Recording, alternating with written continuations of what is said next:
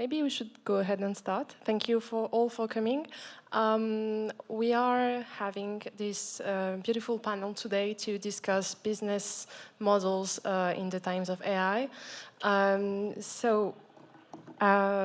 Next to me are Jonas Andrulis, who is the founder and CEO of Aleph Alpha, Yann Lechelle, who is the CEO of Probabl, and Meredith Whittaker, who is the president of Signal. To start, I think it could be a good idea to get back to a moment that has marked the past weeks in AI, which is the DeepSeek's rise. And as you know, it has shaken Wall Street and all its US competitors. And everyone has started to wonder if AI valuations were too inflated. And I want to ask you all what you think of that and what we learned from this whole moment and what it means for AI companies. If you want to. Happy to start. So for us, it was a victory lap. So for us, it was perfect. It was basically, what happened was what we've been expecting for years, what we've been positioning ourselves for. And so our investors are all like full of joy for that. And of course, this doesn't mean that there aren't challenges ahead. But generally speaking, that we positioned ourselves years ago with the realization that general purpose LLMs are not a working business model. And this is a market distorted by geopolitical interests, by like tech giants with monopoly chains, right? So this is not a working market where you can succeed with the economies of return on investment and all that. And the good thing for our customers is that these open source models are pretty cool, and you can use them, you can combine them with our own innovation. So for us, it's perfect. I would believe that it's substantially different, as we've seen on the stock market for some other companies. Yeah, well, building on that, I think it proved that there are ways to gain a lot of efficiency. I think we also need to be a bit sober about it. If we look back over the decade-plus history of this current moment in deep learning, what you actually see is a number of the key inflection points were efficiency gains. So AlexNet in 2012 showed that instead of 16,000 CPUs, you could use 5 GPUs daisy-chained together in a Stanford dorm and get the same performance. But that didn't mean that the companies started spending less money to build the same thing.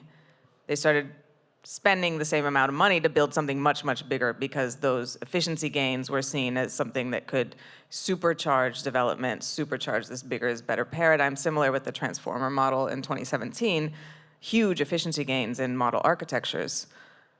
But that didn't lead to smaller models or to spending less money on the same size. It led to a supercharging again these large models. So there's a term for this J-Bones paradox or the rebound effect, where efficiency gains don't often lead to more resource use as people look to build bigger is better. And because of this, these monopoly structures and the incentive that the dominant players, the hyperscalers in AI, have to keep their monopoly on this, I would not anticipate DeepSeek and the gains made there leading to a leveling out of the AI playing field. I think there's going to be a lot of using those efficiency gains to more cheaply build bigger models, and we'll need other levers to, I think, bring the market to heel.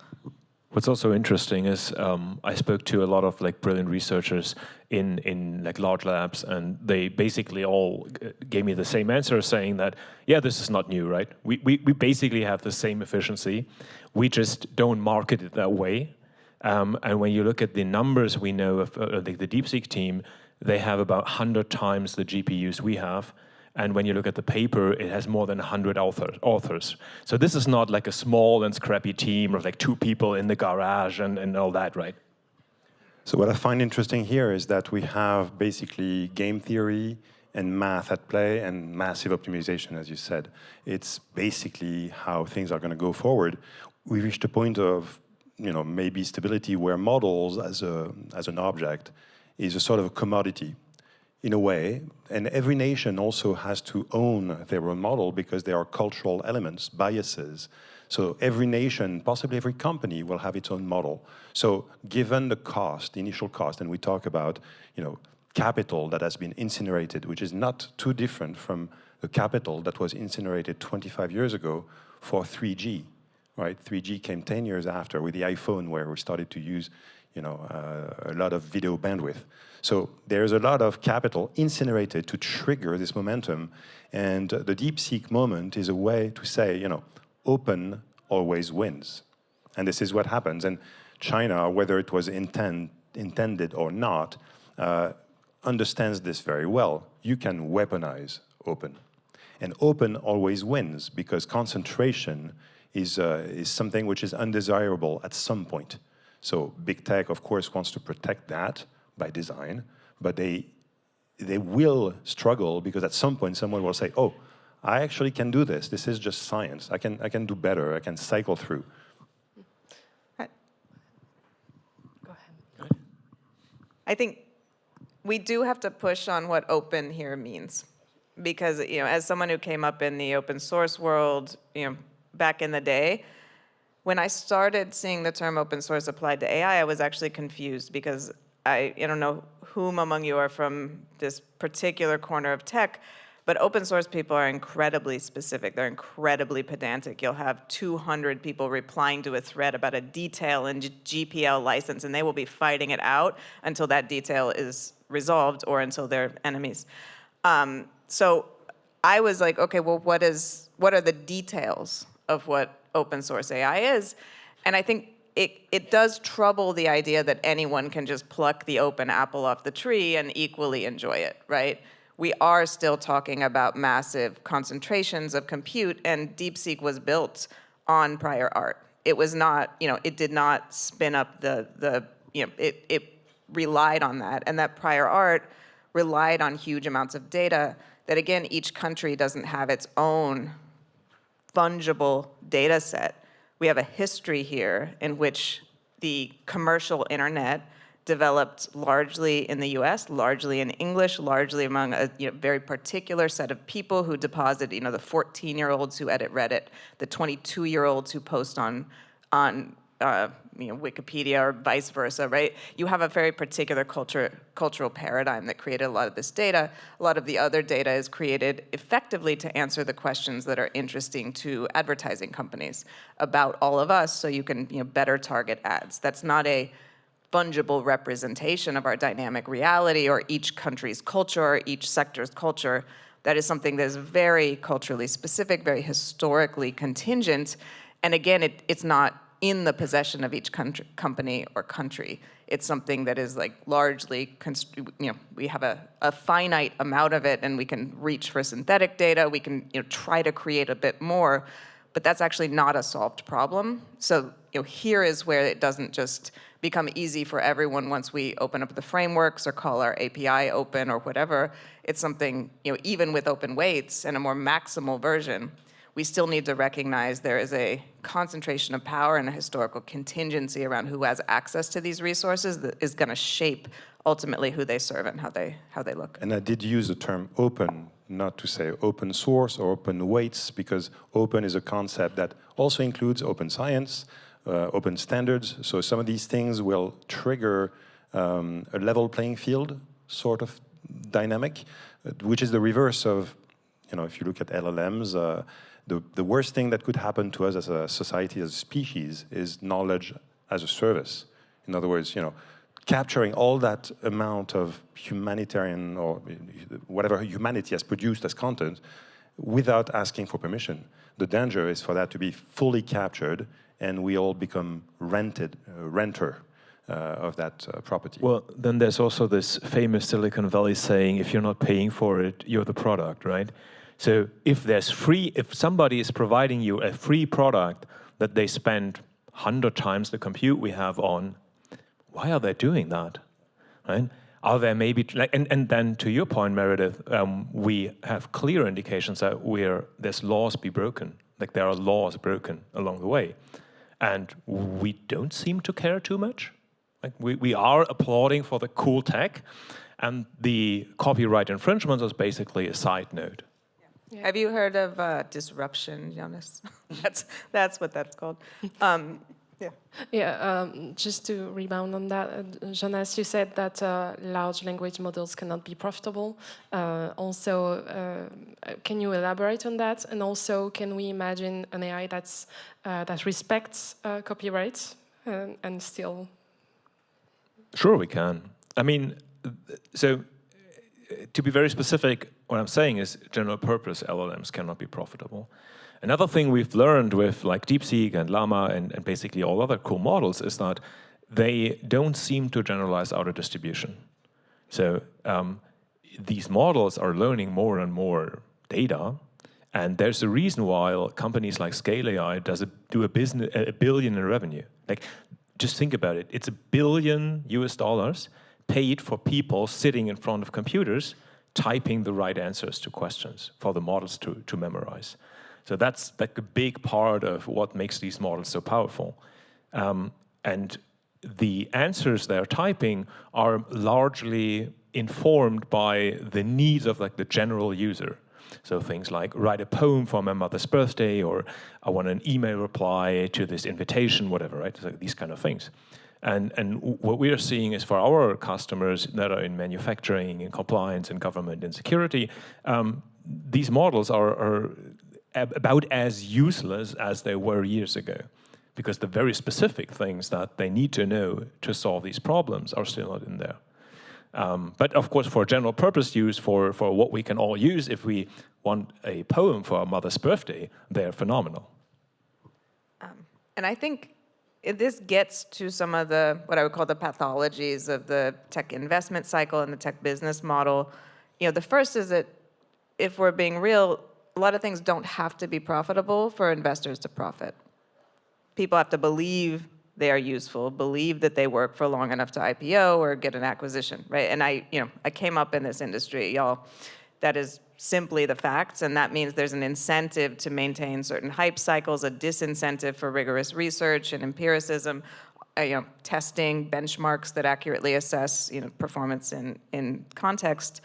And I think we can also get back to this, if you're the paradigm that is now accepted as common sense around how tech works, if you're not paying, you're the product. And that's very literally why Signal needs to be a nonprofit, because no one pays for a messenger. How do you finance a messenger? You collect a bunch of data, you build models that you then sell access to advertisers to target you all, or you train an AI model with that data if it's somehow specialized, and then you sell access to the model in some way. But of course, with the rigorous privacy bar Signal has, where we very literally reinvented whole parts of the stack, so to speak, in order to do privately what is just commonly assumed to be done, collecting all that data, because that's the business model. There's no real way to monetize that without a very real risk that you have a board member who comes back from some exciting AI conference and starts pushing you to prioritize revenue. Because the network effect has already saturated the ecosystem with messaging, right? And no one buys the first telephone. And because, the nonprofit structure is the way to support privacy. Now, that is, incredibly wild if you think about Signal as this is the nervous system of military, government, human rights, journalistic communications across the globe. There isn't another thing that does that. And we're, relying on donations, and there are a lot of people who believe in our mission. We have donations. But then you can see a company like white labeling some AWS API and getting billion-dollar valuations as like the new defense tech, right? So it's, there's something very, very broken in the way that the incentives are structured around tech, which, ultimately has to do with some, history around the surveillance business model and the way that the U.S. pushed a very particular neoliberal agenda in the 90s, which I talk about in other research. But, I think we need to, that is the root of so many of the problems that we are now exploring here. Well, there's also the interesting new business model of large asset aggregators, investors, that don't really care about returns because they earn so much in management fees that they deploy billions, right? So they don't care, right? They just have billions they need to deploy. So actually, the bigger the money is you're asking for, the more likely you'll get a deal. And to your other point, we saw this on our last funding round where we had, so from the very beginning, we were very adamant about opening our research. So all our papers are open source, open code, open method. We don't leave out any crucial details and all that. And we've had investors coming to us and kind of, this needs to stop. Like, we're happy to invest, but we have this side letters that you can only be on this cloud, or this kind of openness needs to stop. You need to be more protective of your IP. And so we were in a lucky position to find our customers as investors. So now we have complete alignment between the interests of our customers and board, but this is far from the rule. All of you have talked in a way on how big tech companies have distorted the market. Is there, in your opinion, a way out of it? Or? Well, so I talked about open as a vector, openness as a way to rebalance things as a level playing field. Again, China is very well aware of that, but if you look at big tech, they've adopted open source to undermine their competitors, right? So they use that frequently. So perhaps we can adopt this as a European construct, rewrite the software by saying, look, we believe that things should be more open to enable a lot more entrepreneurial activity to some degree. So open science does that, but also open source typically, right? If you see open source technology, and not talking about open models specifically, but AI is a lot of artifacts created from open source and sometimes open data that is possible. So all of that will be available to entrepreneurs. Entrepreneurs will then create companies that will create proprietary models or other things. So the point is to stimulate local endeavors that will compete with these things. And the case for Probabl is interesting because earlier we talked about governance. To me, the key for, to solve the equation is also to look at governance and how we, unfortunately right now, with the Trump administration going backwards in terms of the environment, right, we are likely to see companies recede in focusing in extra financial dividends.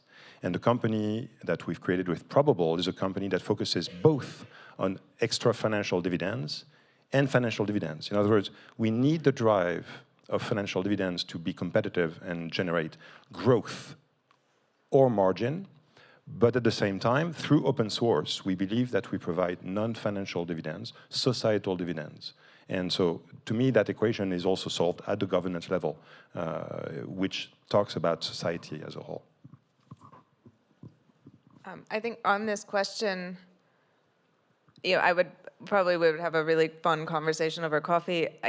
We do need to look at the concentration of infrastructure and the concentration of data as key ingredients for the thing we're calling AI right now. And of course, there are many versions of AI, but right now we are talking about these very large-scale models and this bigger is better approach that I know Jonas and I agree is not necessarily the best along all axes.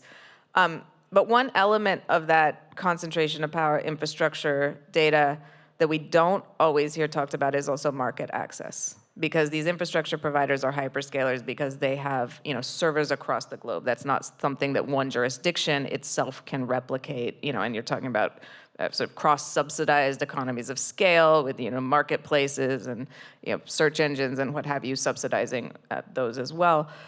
And ultimately, I know your business model is sort of an enterprise first. It's slightly different, but you also license through cloud servers.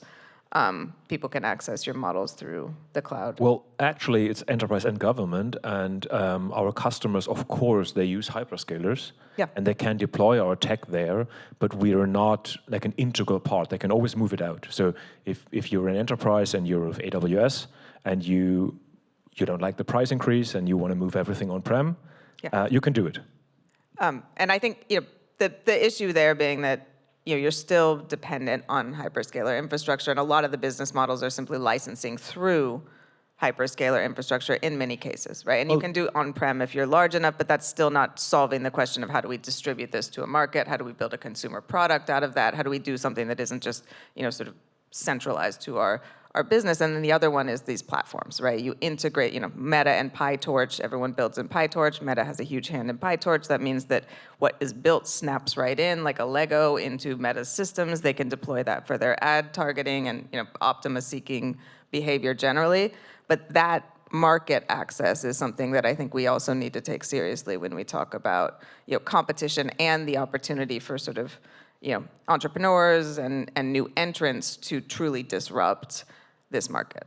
You talk about PyTorch, and so I don't know if you've looked at Probabl, but we are the so-called scikit-learn company. Scikit-learn is basically frugal, doesn't require GPUs, so it's all about tabular data and quantitative modeling and detecting fraud typically or recommendation engines. So it is in the greater family of AI. We're not in the Gen AI realm by default, but we are very much about the tool chain, the tools that you require to start doing AI, and that's fully distributed in the traditional open source way. So that is the model that also needs to be looked at, because very often we talk about the models, we talk about the data, but we forget about the middleware. And the middleware is critical, especially now as we enter into the agent category of AI. So agentic AI will use models, but also software. So again, we need to look at the components, each of them, and you're fully right. We need to look at where it's concentrated and distributed, because if we end up distributing AI through the same usual suspects, then we do not distribute the value of AI to the rest of the world. This is actually like an interesting point, and one of our investors and partners is the Schwartz Group. They're building this sovereign cloud that's based on open technology, where there's no kind of strategic interest. They don't want to sell your data. They don't want to kind of show you ads and stuff like that. And I've had one conversation with like a large financial institution, and basically they said they were kind of already defeated and coming in like, yeah, we know we have to eventually move everything to the cloud. We are in the process of getting, and I told them, you don't have to, like with our tech, you really don't have to. You can always move back and forth. So I think it's up onto us to offer alternatives. And as a society, we have to think about strategic externalities. Like, what is... So we as Europe, maybe, we are making this mistake of always looking super short-term. What's the cheapest option? But there are choices we make that put us in a strong or weak position 5 years down the road. And these carry real cost. We've seen over the past few days and also the past few weeks that countries are in a race to attract investments in AI. And this summit in particular is much more focused on this than on the safety issues that were at the core of the UK summit. Do you think it's a win for AI companies, or will these questions get back on the table at some point, in your opinion? So I was CEO at Scaleway, which is a cloud operator, so the cloud talks to me in some ways. I find that Europe is playing catch up, basically. So we are laying the foundation for data centers. The question, and back to your point, Meredith, is, what are we going to put inside those data centers? Is it the hyperscalers or going to be, coming here and take over these data centers that we're building for them with cheap and clean energy? Or are we properly addressing the full stack? And the full stack is ground, energy, infrastructure as a service, platform as a service, software as a service, and all of that. If everything is as a service with the same usual suspects, again, we're back to square one. So to me, the danger is everything as a service. Maybe, sorry, you want to go first? I'll speak after you. Okay. Maybe, Yann, to your point, I'm always a little bit irritated by these announcements for the infrastructure investments, because these GPUs depreciate super fast, right? So we can build like a large data center. This will generate 80% margin for a chip manufacturer, which, yay for them, yeah? They build great chips. But this will not create any value. Right? So what we need is sustainable value creation. We need innovation. And once we set this up, once we have AI innovation, the infrastructure will come by itself. Right? We do have local providers. We do have local companies, like our partner Stackit. If you call them and tell them, I need 10,000 GPUs, they'll provide it. Right? So as soon as we have the need, as soon as we have the innovation and the sustainable value creation, infrastructure will solve itself. But it's not the other way around. If we just build infrastructure, there's no value creation. Like in the worst case scenario, these data centers are idling or are badly used by people that don't really know how to scale large compute.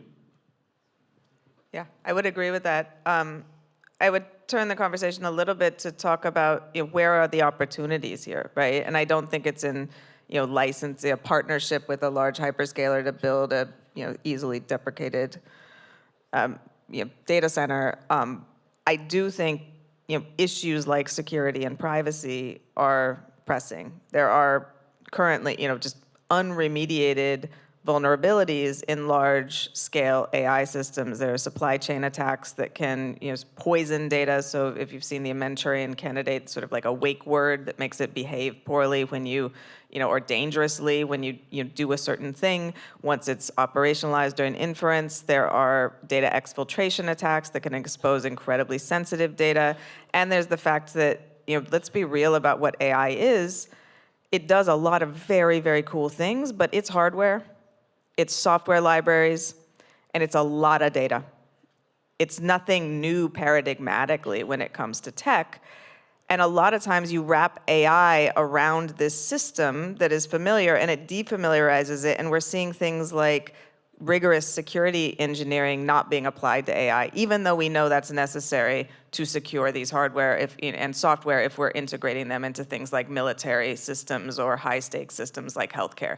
We're seeing sort of corner cutting and cost cutting around security, around QA, and around building infrastructures like secure supply chains, like rigorous security engineering that would formally verify these systems, these things that are pretty standard in things like nuclear assurance that really need to be applied to these systems. And I would say AI doesn't know anything, intelligent or otherwise, without access to your data, whether that's a prompt you type in and it gives you some access, or it's access to your entire photo album so it can find different landmarks and tell you who's whom, or access to your biometrics, et cetera, et cetera. There's nothing AI can do for you, an agent running around your entire operating system, sort of doing tasks for you without access to that data. And that's a huge privacy concern, particularly for Signal.